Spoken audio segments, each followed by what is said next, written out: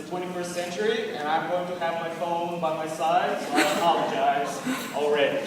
So this is already not starting very well. Terrible. Thank you. I need encouragement, so everybody will clap.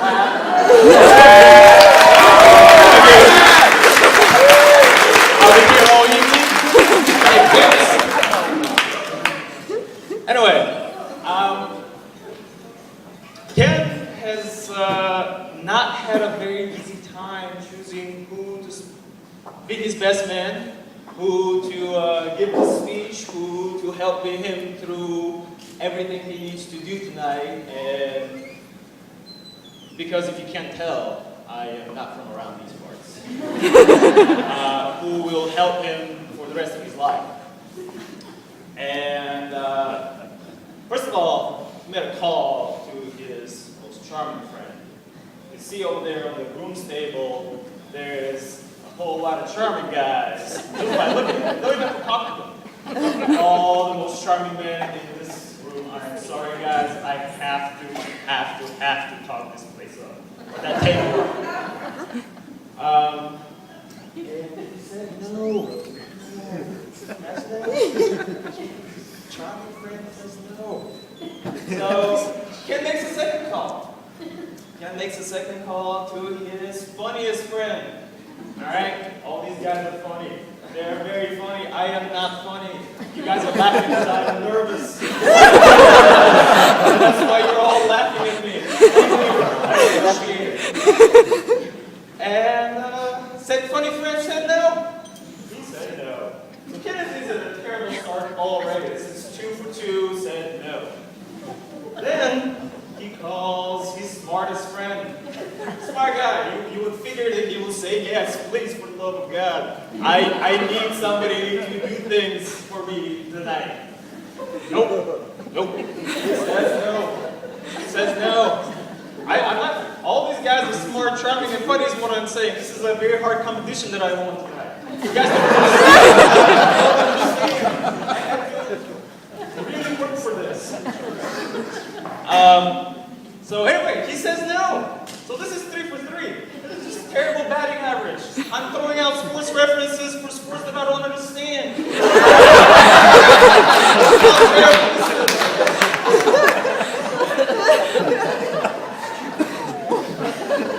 So finally he calls me. Alright, and he explains what's going on. And I'm like, Ken, I can't say no to you 4 times.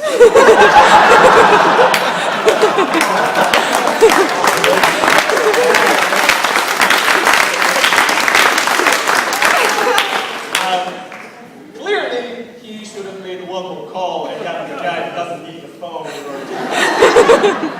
Alright. Anyway, I would like to thank everybody for coming here. These two are obviously put a lot of thought, a lot of time, but these two are being parents.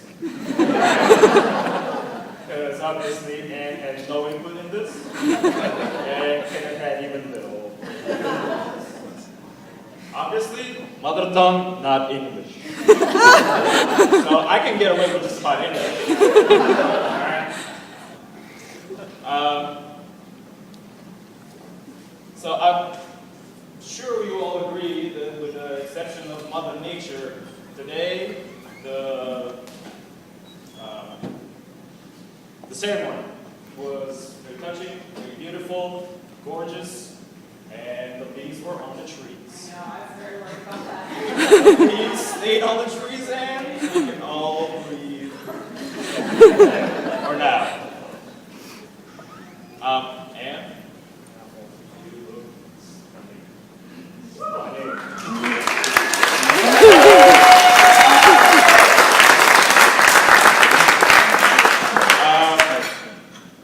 And sadly, it was not all happy moments because of that. I think all the guys, which there is a lot of you, you will agree that it's always a bad day whenever a gorgeous woman like like this. It's taken off the market.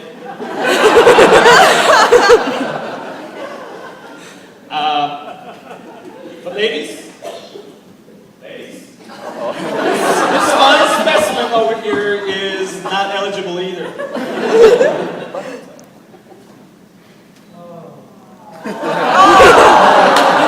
None of you are broken up about that. None of you are broken up about that. This is terrible. What? Anyway. So, normally, I should be telling you amusing stories. I should be telling you about, that one time that maybe we got arrested. We never got arrested. I'm lying. I am not from around these parts, guys. And I'm not going to do that at all. Not at all. Because, well, if you don't know Kenneth, he is more than capable of embarrassing himself thoroughly. I can do it justice even if I try to. Seriously, Anne, I have gotten to know Ken over the years, and it's been a lot of years at this point, and I have seen him at his worst. I have seen him at his best. I have never, ever seen him as happy and as content as he is whenever he's next to you, whenever he's talking to you, whenever he's talking about you. Do you know how much he talks about you? Me and him don't talk all that often. Every time we talk, I was like, let me tell you about Anne, man. So she did this thing, that thing. Never has he been as happy as he is with you. And that brings me to a quote.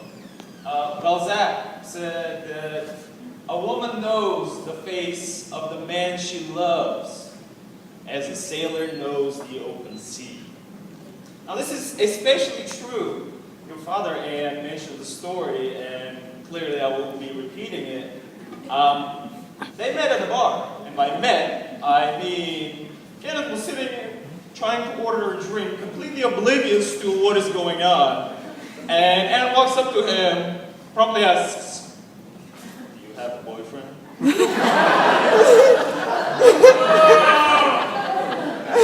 I'm not from around these parts. Grabs him after he answers, "No, I do not have a significant other." Because apparently he's this sophisticated in a bar. Takes him to the dance floor. Who was here whenever they were dancing? Why did you take him to the dance floor? What? No.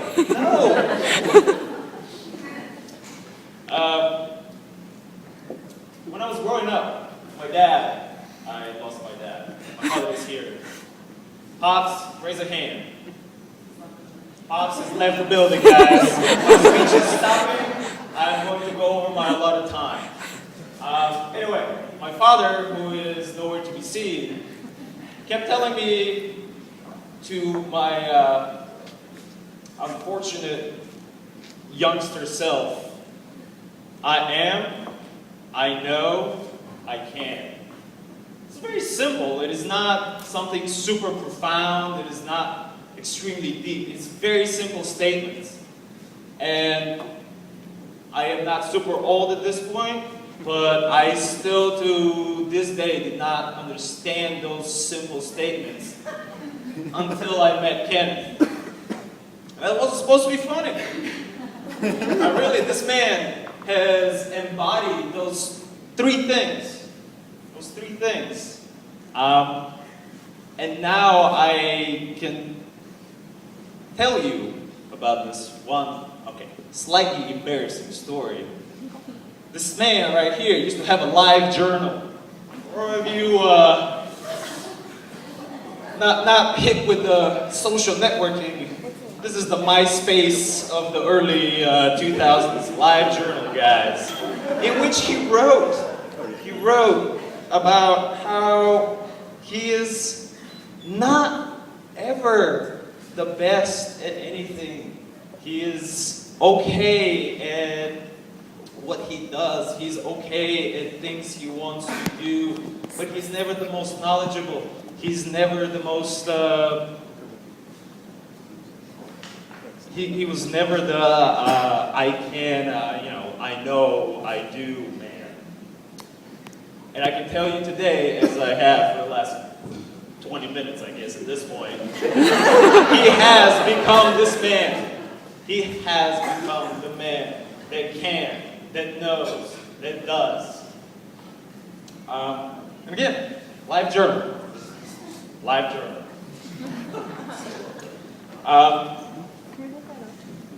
Ken went to school for a while, and he took a bunch of history classes, and because he did that, he ran across a very important advice from a former president of ours. Lyndon B. Johnson has been known to say on occasion or two, when talking about his wife, there's only two things that you need to do and know in order to keep your wife happy. Make her think she is in charge. So guys, listen to this. I'm about to drop some knowledge to all of you. And two, let her have it. Or let her have her own way. Anyway, at this point, I am rambling. I am nervous. As I said, this is so. I would like to raise a glass.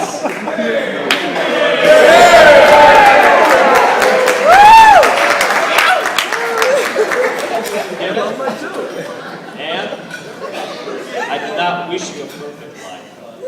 I wish you a happy one. Kenneth Anne, guys.